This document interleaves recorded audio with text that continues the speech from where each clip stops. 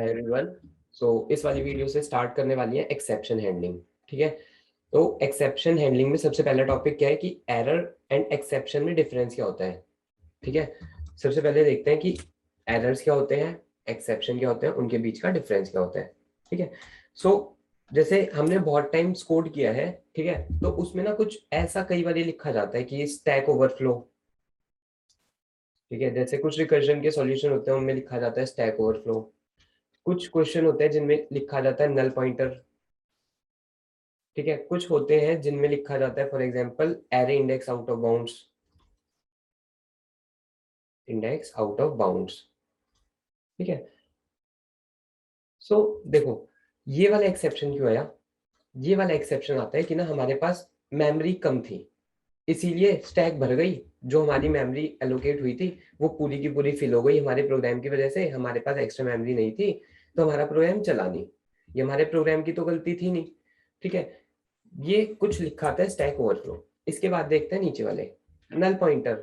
Null pointer का मतलब क्या होता है, जैसे लिंक लिस्ट के क्वेश्चंस करते हैं तो लिंक लिस्ट के क्वेश्चंस में क्या होता है कि ना अगर फॉर एग्जांपल मैंने नल डॉट नेक्स्ट कर दिया, नल डॉट नेक्स्ट या फिर नल डॉट डेटा कॉल कर दिया।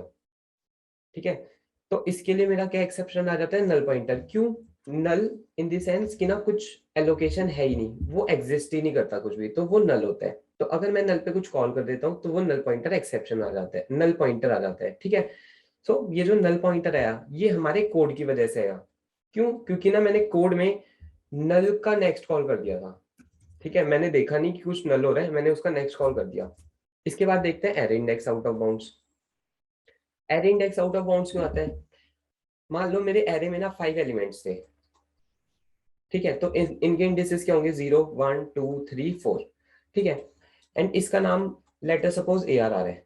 अगर मैं कॉल कर देता हूँ ए आर आर 5, ठीक है, या कॉल कर देता हूँ ए आर आर -1, कॉल कर देता हूँ ए आर आर 10।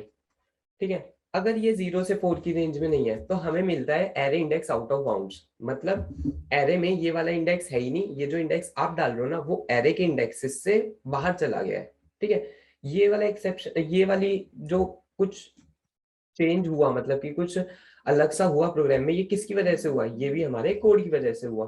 क्योंकि हमने कोड गलत लिख रखा है, हम ऐसी जगह को एक्सेस करने जा रहे हैं जो एग्जिस्ट करती ही नहीं है।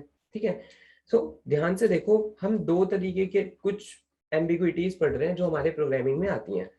पहली वाली, ये हमारी गलती तो थी नहीं, हो सकता है हमारी गलती हो, बट ऐसा भी हो सकता है कि अगर हमारे पास इनफाइनाइट स्पेस अवेलेबल होता, इनफाइनाइट स्पेस होता तो मेरा रिकर्जन चल जाता। ठीक है, इनफाइनाइट स्पेस मतलब बहुत सारी मेमोरी लगा देता मैं। ये मेरे प्रोग्राम की गलती नहीं थी, मेरा प्रोग्राम तो सही चल रहा था, मेरे पास मेमोरी कम थी इसीलिए तो स्टैक ओवरफ्लो हो गई। अगर मेरे पास स्टैक ज्यादा होती तो हो सकता था स्टैक ओवरफ्लो ना हो। ठीक है, ये मेरी मेमोरी की गलती थी, मतलब मेरे पास रिसोर्स उतने अच्छे नहीं थे। ये दोनों जो गलतियां हुई ये किसकी वजह से हुई, मेरे कोड की वजह से। ठीक है, ये जो पहली कमी है इसको कहते हैं हम एरर, एंड ये जो दूसरी गलती है इसको हम कहते हैं एक्सेप्शन। कि अगर हमारे पास रिसोर्स नहीं है, फॉर एग्जांपल आप प्रिंट की स्टेटमेंट दे रहे हो। ठीक है, प्रिंट की स्टेटमेंट दे दी आपने एंड आपके पास प्रिंटर ही नहीं है। वो आपके कोड की गलती तो है नहीं, आपका कोड तो चाहेगा कि प्रिंट हो, बट आपके पास प्रिंटर ही अवेलेबल नहीं है। तो वो क्या होगा, वो एक एरर होगा। ठीक है, बट आपने प्रिंट की स्टेटमेंट दी, आपके पास प्रिंटर भी था, आपने प्रिंट की स्टेटमेंट दी, बट वो कुछ और प्रिंट हो गया। अगर वो कुछ और प्रिंट हो गया तो इसका मतलब आपके कोड में कमी थी। अगर आपके कोड में कमी थी इसका मतलब उसे कहते हैं एक्सेप्शन। ठीक है, तो जो एम्बिग्विटीज बनती हैं रिसोर्स की कमी से उसको कहते हैं एरर, एंड जो कमी बनती है हमारे कोड की वजह से उसको कहते हैं एक्सेप्शन। ठीक है, अब एक बार इनके पॉइंट्स देख लेते हैं कि पॉइंट्स क्या क्या होते हैं। तो जब भी, एक बार नोटिस करना कि जब भी आपके पास स्टैक ओवरफ्लो टाइप्स कुछ लिखा आता है ना तो इसके आगे लिखा होता है स्टैक ओवरफ्लो एरर, क्योंकि एक एरर है। ठीक है, नल पॉइंटर में आता है क्या, null pointer exception. Array index out of bounds के बाद जस्ट बाद लिखा होता है एक्सेप्शन, कि एक एक्सेप्शन है, एंड स्टैक ओवरफ्लो के जस्ट बाद एरर। ठीक है, कि ये एक टाइप का एरर है, ये एक एक टाइप के एक्सेप्शन है। ठीक है, अब देखते हैं थोड़ा सा आगे कि इन दोनों में और मेजर डिफरेंसेस क्या होते हैं। ठीक है, सबसे पहले एरर जो होता है वो रिसोर्स की कमी की वजह से, कि ना हमारे पास रिसोर्स ही नहीं था। फॉर एग्जांपल मैंने एक गेम डाउनलोड करी, ठीक है, वो 4 GB वाले ग्राफिक्स कार्ड वाले लैपटॉप में चलनी थी। मेरे पास जो लैपटॉप है उसमें 2 GB ग्राफिक्स कार्ड है, मेरे लैपटॉप में चलेगी नहीं।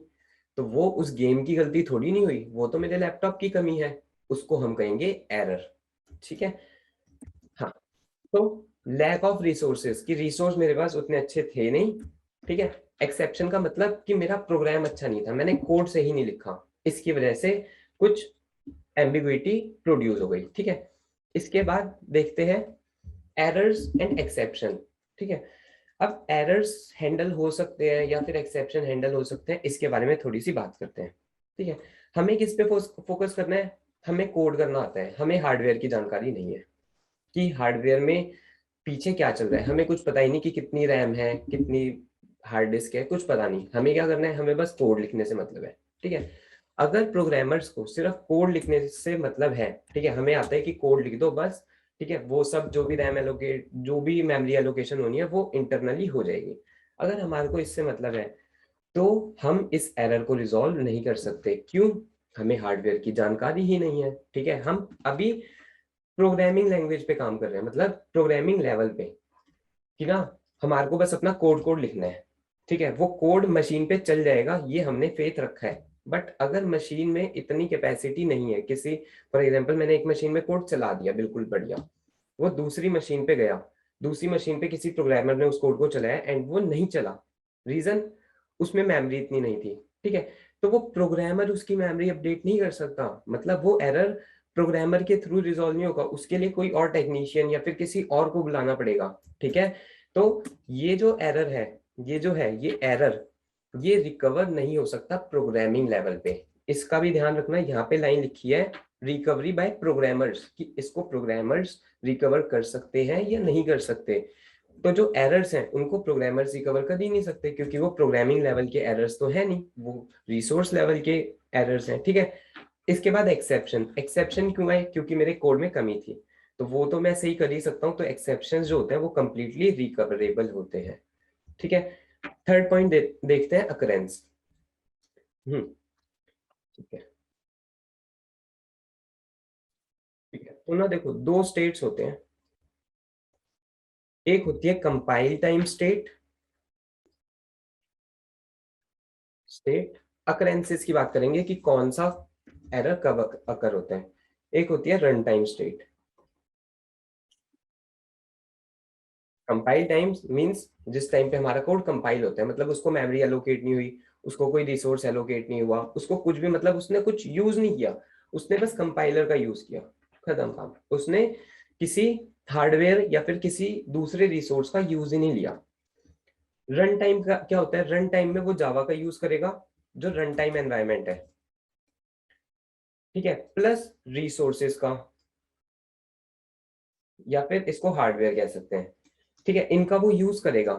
तो मैंने कहा कि ना ये जो ये एरर्स थे, ये किसकी वजह से आ रहे थे? रिसोर्स की वजह से। एंड अगर मैं रिसोर्स को कंपाइल टाइम पे यूज कर ही नहीं रहा, तो क्या मेरे एरर्स सब आ सकते हैं? आ ही नहीं सकते। क्यों? कंपाइल टाइम पे तो मैं सिर्फ कंपाइलर का यूज कर रहा हूँ, रिसोर्स का यूज तो कर ही नहीं रहा। तो जो मेरे एरर्स हैं वो सिर्फ और सिर्फ रन टाइम पर आते हैं, सिर्फ और सिर्फ रन टाइम पे। देखो, एरर्स जो होते हैं वो सिर्फ और सिर्फ रन टाइम पे आ सकते हैं। क्यों? क्योंकि एरर्स आने का मेन कॉज होता है कि रिसोर्स, एंड रिसोर्स का यूज कब करते हैं? रन टाइम पे। ठीक है। तो इसीलिए जो मेरे एरर्स आते हैं वो रन टाइम पे आते हैं। ठीक है। नेक्स्ट, ये जो मेरे एक्सेप्शंस हैं वो रन टाइम पे भी आ सकते हैं, कंपाइल टाइम पे, दोनों टाइम पे आ सकते हैं। ठीक है। देखो, इस टाइम पे रन टाइम भी यूज हो रहा है। ठीक है, run time environment, and run time environment में ही मेरे को पता चलेगा नल पॉइंटर एक्सेप्शन। ठीक है। एंड कुछ एक्सेप्शंस जो यहाँ जाते हैं, कुछ एक्सेप्शंस जो यहाँ आते हैं। सो इसीलिए जो एक्सेप्शंस होते हैं वो कंपाइल टाइम पे भी आ सकते हैं, रन टाइम पर भी आ सकते हैं। ठीक है। एग्जांपल्स देख लेते हैं। Stack overflow. Stack overflow example किसका है? कि ना मेरे पास स्टैक ही खत्म होगी, जितना मेरे को स्टैक का स्पेस मिला था वो मैंने कंप्लीटली फिल कर दिया अपने प्रोग्राम से, मेरे को और स्टैक की जरूरत है, बट वो मेरे को प्रोवाइड नहीं करी गई, तो ये होगा एक एरर। दूसरा, out of memory. Same, stack भर जाए या फिर मेमोरी आउट, मतलब मेमोरी बाहर चली जाए, मतलब ज्यादा मेमोरी चाहिए थी बट मेरे प्रोग्राम को कितनी memory milli, come.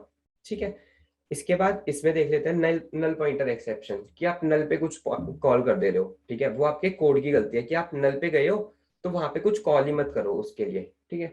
Index out of bounds, कि ना ये ध्यान रखो कि जब आप किसी एरे के इंडेक्स या फिर किसी स्ट्रिंग के इंडेक्स को एक्सेस कर रहे हो तो वो वैलिड है या नहीं है।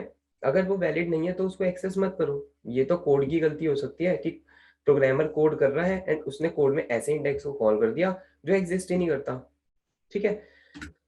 सो ये होते हैं मेरे एरर के पॉइंट्स, ये होते हैं एक्सेप्शन के। मेन जो डिफरेंस है कि एरर्स को प्रोग्रामिंग लैंग्वेज पे रिकवर नहीं किया जा सकता, एक्सेप्शन को किया जा सकता है।